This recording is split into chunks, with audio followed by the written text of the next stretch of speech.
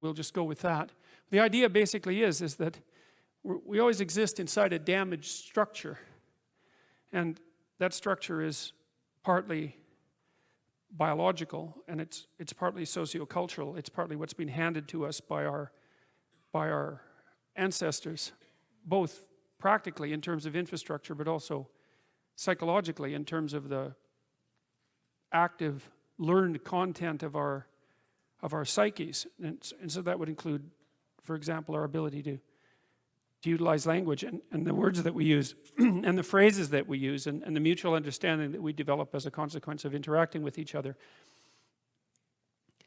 Archetypally speaking, that structure is always dead and corrupt.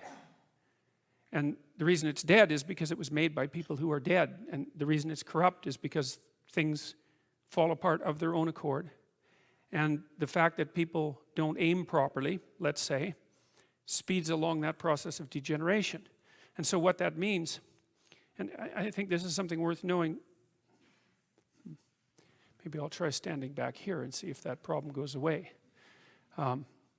What that means is that young people always have a reason to be upset and cynical about the current state of affairs. And it's that way forever.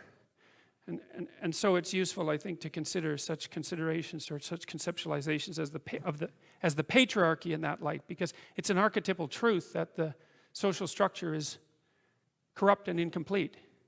And what that means is that it's something that you have to contend with every moment in some sense of your life.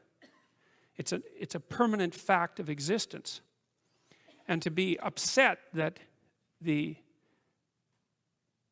structures, the social structures, or even the biological structures within which we live are incomplete and imperfect, to take that personally, that's the worst part of it. To take that personally is a misreading of the existential condition of humankind, because it's always the case that what you have been given and what you live in is degenerate and corrupt and in need of repair.